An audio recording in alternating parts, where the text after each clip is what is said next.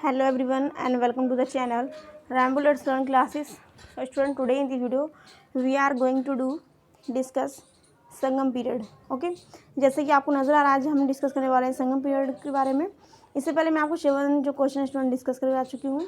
तो आज हम क्या करने वाले हैं स्टूडेंट, आज हम करने वाले हैं संगम पीरियड में जो मोस्ट इंपॉर्टेंट लाइंस हैं, जो इसमें से क्वेश्चन मल्टीपल टाइम जो है स्टूडेंट पूछे गए स्टेटमेंट की बात कह लीजिए या फिर फैक्चुअल क्वेश्चन की बात कीजिए. तो इस तरह से जो फैक्चुअल स्टेटमेंट है उनको आज हम रीड करेंगे, अंडरस्टूड करेंगे स्टूडेंट. उस पर चलते हैं. ओके, तो मैं जिस तरीके से मैंने आपको पढ़ाया था, मौर्य साम्राज्य के बारे में पढ़ाया था, मैंने आपको पढ़ाया था सातवाहन साम्राज्य के बारे में पढ़ाया था स्टूडेंट. उसी तरीके से मैं आज आपको पढ़ाने वाली हूँ किसके बारे में, दक्षिण भारत के बारे में. ठीक है, दक्षिण भारत की जो हिस्ट्री थी उसके बारे में स्टूडेंट आज हम क्या हैं आपको पढ़ाने वाले हैं. तो देखिए, इन सभी को डिस्कस करने से पहले हम समझेंगे चोल, चेर और पांडे के बारे में, जिन लोगों ने क्या किया हुआ था दक्षिण भारत पे संपूर्ण अपनी साम्राज्य जो है स्थापित किया हुआ था. वो कौन थे, चोल, चेर, पांडे. जैसे कि आपको दिखाई दे रहा है चोल और चेर और ये पांडे. ठीक है, इन तीनों ने ही जो है अपना साम्राज्य जो है विस्तृत किया हुआ था दक्षिण भारत में. ठीक है, बात की राज की चिन्ह की, तो चोल का राज्य चिन्ह जो था वो क्या था, चीता, जैसे कि आपको पिक्चर में नज़र आ रहा है. बात की जाए पांडे की, तो पांडे का जो राज्य चिन्ह था वो क्या था, फिश था, मछली थी. बात की जाए चेर की, तो चेर का जो राज्य चिन्ह था वो था धनुष. ठीक है, इनके बारे में डिटेल में पढ़ेंगे और समझेंगे इनके बारे में कि दक्षिण भारत में किस तरीके से उन्होंने अपना साम्राज्य स्थापित किया और क्या क्या इनके कायदे कानून थे और किस तरीके से कब कब कौन कौन सी स्थान पर इन्होंने जो है अपना संगम किया. संगम मतलब जिस तरीके से हमने पढ़ा था बौद्ध युग में, हमने पढ़ा था जब क्या हुआ था, बौद्ध संगीति हुई थी, चतुर्थ बौद्ध संगीति मैंने आपको पढ़ाया था किस किसके शासनकाल में. प्रथम बौद्ध संगीति कब हुई थी, सप्तकर्णी गुफा मैंने आपको पढ़ाया था. ठीक है, पाटलिपुत्र में पढ़ाया था मैंने आपको प्रथम बौद्ध संगीति, द्वितीय बौद्ध संगीति, तृतीय बौद्ध संगीति और चतुर्थ बौद्ध संगीति. ये सभी बौद्ध संगीति मैंने आपको पढ़ाई थी. उसी तरीके से संगम युग की यदि बात की जाए दक्षिण भारत की, तो वहाँ पर भी क्या हुई, संगीतियाँ हुई थी जिसको उन्होंने संगम कहा था. तो उन सभी के बारे में स्टूडेंट आज हम डिटेल में पढ़ेंगे. तो ज़्यादा देर ना करते हुए so let's get started now. देखिए अपनी स्क्रीन पर ही आपको मैं इमेजेस के द्वारा पढ़ाने की इसलिए कोशिश कर रही हूँ कि इमेजेस के द्वारा पढ़ा हुआ माइंड में क्या होता है अच्छे से याद रहता है. ओके, आगे चलेंगे. ये देखिए यहाँ पे क्वेश्चन पूछा जाता है त्रिभुजाकार ऐसे कौन सा साम्राज्य है, पश्चिम, पूर्व या फिर उत्तर या फिर दक्षिण. तो ये दक्षिण का जो साम्राज्य विस्तृत हुआ था चोल, चेर और पांडे के समय में जो त्रिभुजाकार था. ओके, तो देखिए हम समझेंगे आज ओवरव्यू के बारे में, थोड़ा सा इम्पोर्टेंट लाइंस को समझेंगे. तो देखिए मैंने यदि बात किया संगम युग की, तो मैंने आपको पहले भी पढ़ाया था संगम युग. क्या स्टूडेंट, मैंने आपको पढ़ाया था स्टूडेंट संगम युग. संगम युग की यदि बात की जाए तो मैंने संगम युग भी बताया था आपको. इसका जो शासनकाल है वो 100 ईस्वी से 300 ईस्वी माना गया है. 100 ईस्वी से 300 ईस्वी माना गया है. ठीक है, 300 ईस्वी, 100 ईस्वी से जो है 300 ईस्वी माना गया है किसका, संगम युग, यानी दक्षिण भारत का दक्षिणी जो एरिया में जो साम्राज्य विस्तृत किया गया था संगमों का, तो उसको कहा गया इन्होंने 100 ईस्वी से जो है 300 ईस्वी तक इसका टाइम पीरियड माना है. ठीक है, अभी का नाम संगम क्यों पड़ा, संगम का मीन्स क्या, ये मैंने आपको पढ़ाया था. संस्कृत का ये संगम स्टूडेंट एक संस्कृत भाषा का शब्द है ना. तो इसका मीन्स क्या क्या होता है संगम का, वो भी हम एक बार डिटेल में हम पढ़ेंगे. मैंने आपको पहले ही पढ़ाया था संगम का जो मीन्स होता है वो उससे बोलते हैं सभा, गोष्ठी, सभा, गोष्ठी है ना, या फिर संघ, सभा, गोष्ठी, संघ या फिर परिषद. ये सभी क्या हैं, संगम के मीन्स हैं. ठीक है, जब आप डिटेल में पढ़ेंगे तो आपके पास कई सारे ऑप्शन होंगे, तो उसमें से आप राइट आंसर को फाइंड आउट कर पाएंगे. और हमारा भी मकसद ये कि आप राइट आंसर को एग्जामिनेशन हॉल में जो है फाइंड आउट करके राइट आंसर करके आएँ. ओके, संगम जो है तमिल कवियों की एक सभा हुआ करती थी, मैंने आपको बताया था. संगम इसका नाम क्यों पड़ा, क्या वजह रही. संगम जो था स्टूडेंट क्या थी, तमिल कवियों की एक सभा. संगम क्या थी, तमिल कवियों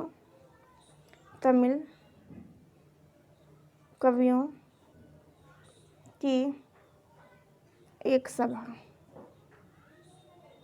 तमिल कवियों की क्या थी, एक सभा थी. इसमें क्या होता, तमिल साहित्य की रचना की जाती थी. ये इम्पोर्टेंट फैक्ट है. तमिल साहित्य की क्या होती थी, तमिल साहित्य की क्या की जाती थी स्टूडेंट, रचना की जाती थी। ठीक है, और इसको ही संगम साहित्य कहा जाता था। जो इन्होंने रचना जो की जिसकी तमिल साहित्यों की, इसको ही संगम साहित्य कहा गया। क्या कहा गया स्टूडेंट, संगम साहित्य। क्या कहा गया स्टूडेंट, संगम साहित्य। एक बार दोबारा से देख लेंगे, देखिए बार मैंने आपको बताया संगम युग जो है इसका टाइम पीरियड जो माना गया है वो 100 ईस्वी से 300 ईस्वी माना गया है। अब संगम जो है इसका मीन्स क्या है, संगम जो है स्टूडेंट एक संस्कृत का शब्द है।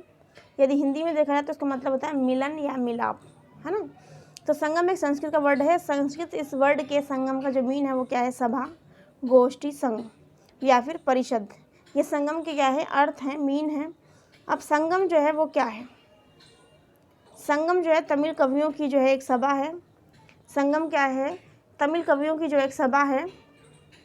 ठीक है, इस सभा में क्या होता था कि जब कुछ लोग बैठ जाया करते थे, जब कवि लोग बैठ जाया करते थे, वो क्या करते थे, तमिल जो साहित्य था उसकी क्या करते थे, रचना करते थे। क्या करते थे स्टूडेंट, तमिल साहित्य की स्टूडेंट रचना किया करते थे, और उसको ही जो है क्या कहा गया था, संगम साहित्य। मतलब तमिल जो कवि थे उनके द्वारा जो लिखी गई रचनाएं जो थी, जो लिटरेचर उनके द्वारा लिखा गया, ठीक है, राइट किया गया उनके द्वारा, तो उसको ही कहा गया संगम साहित्य। ठीक है, ये मैंने आपको पहले पढ़ाया था प्रीवियस वीडियो में, तो हम आज पढ़ेंगे इसके बारे में आगे। मैंने सिर्फ आपको रिकॉल करवाया है, आगे हम देखेंगे और पढ़ेंगे। ठीक है, किसके बारे में, कि दक्षिण भारत में जो क्या बोलते हैं वो घटित हुई थी ना सभाएं, कौन कौन सी, जैसे कि मैंने आपको बौद्ध धर्म में मैंने आपको पढ़ाया था, तब मैंने आपको पढ़ाया था। उसी तरीके से संगम भी आयोजित हुए थे 4, उनके बारे में हम पढ़ेंगे दक्षिण भारत के। तो देखिए एक बार हम न्यू पेज ले लेते हैं। देखिए हम किसके बारे में पढ़ने वाले हैं आज, देखिए एक बार आज हम पढ़ने वाले स्टूडेंट दक्षिण भारत में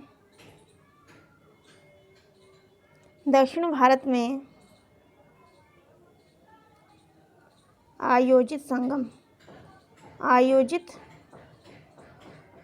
संगम। मैंने क्या बताया था आपको, संगम मीन्स क्या था, सभा।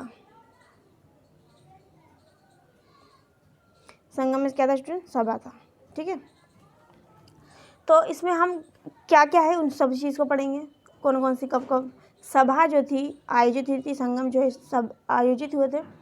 तो बात की जाए इनके क्रम की, तो प्रथम क्रम जो है जिसमें मैंने आपको पढ़ाया था, तो प्रथम क्रम में कौन थी स्टूडेंट, जगह का नाम जो था वो क्या था,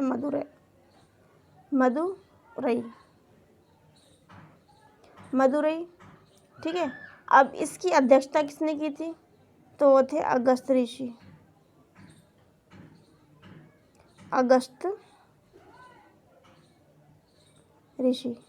कौन थे स्टूडेंट, अगस्त ऋषि थे। बात की जाए किसकी, जो सेकंड जो संगम हुआ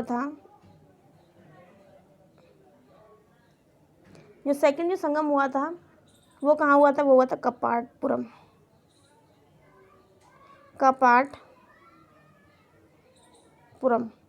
कहाँ हुआ था स्टूडेंट, कपाटपुरम में हुआ था।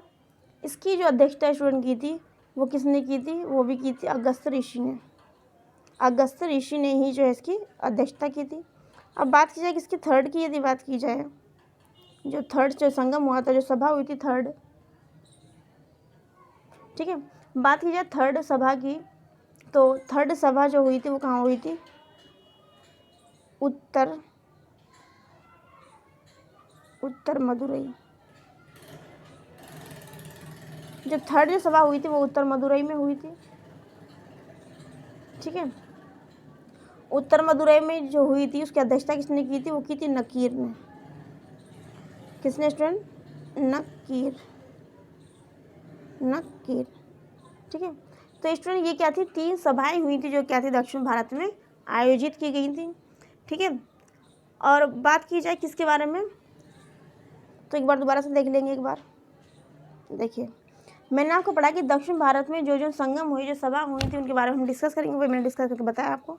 जिस तरीके से मैंने आपको जो पढ़ाया था बौद्ध धर्म के बारे में, तो मैंने आपको पढ़ाया था बौद्ध धर्म में कौन कौन सी बौद्ध संगीति हुई और उसकी अध्यक्षता किसने की और किसके समय में हुई, कहाँ कहाँ पर हुई थी, वो मैंने आपको बताया था। ठीक है, एक बार मैं एक दूसरी वीडियो लगाऊंगी जिसमें हम कंपैरिजन करके पढ़ेंगे दोनों को, जो हमारे माइंड में अच्छे सेट हो जाएंगी, क्योंकि कंपैरिजन के द्वारा यदि पढ़ा गया जो स्टेटमेंट वगैरह जो होते हैं हमारे माइंड में अच्छे सेट हो जाते हैं। तो हम कंपैरिजन के भी द्वारा पढ़ेंगे। इससे पहले मैं बता रही हूँ आपको, दक्षिण भारत में जो आयोजित जो संगम जो हुए थे वो कितने हुए थे, उसके बारे में मैंने आपको पढ़ाया डिटेल में। सबसे पहला जो संगम हुआ था वो हुआ था पहला मदुरई में। कहाँ पर स्टूडेंट? मदुरई में हुआ था। इसकी जो अध्यक्षता जो किसने की थी? अगस्त ऋषि ने की थी। बात की जाए द्वितीय संगीति की बात की जाए, द्वितीय जो संगम की बात की जाए, द्वितीय सभा की बात की जाए, तो वो हुई थी कपाटपुरम में। तो इसकी अध्यक्षता जो है किसने की थी? अगस्त ऋषि ने। किसने की थी स्टूडेंट? अगस्त ऋषि ने की थी। बात की जाए थर्ड की, जो थर्ड जो संगम हुआ था, थर्ड यानी कि लास्ट थर्ड जो हुआ था संगम, वो कहाँ पे हुआ था? उत्तर मदुरई में। कहाँ पे स्टूडेंट हुआ था? उत्तर मदुरई में। उसका जो अध्यक्ष जो था वो कौन था स्टूडेंट? नकीर। कौन था स्टूडेंट? नकीर था। या आप इसकी चाहे आप स्क्रीनशॉट ले लीजिए या फिर कॉपी में नोट डाउन कर लीजिए। ठीक है, उसके बाद में आगे बताती हूँ मैं आपको। नेक्स्ट पेज ले लेते हैं। देखिए,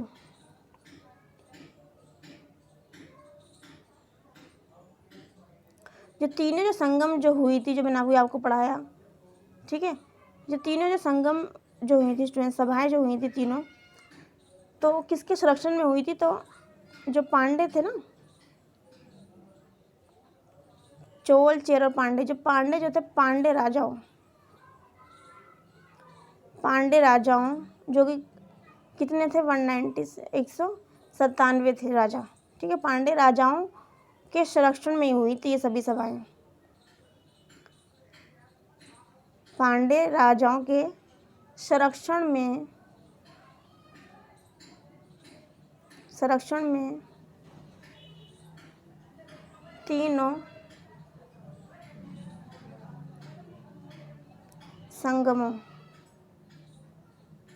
तीनों संगमों का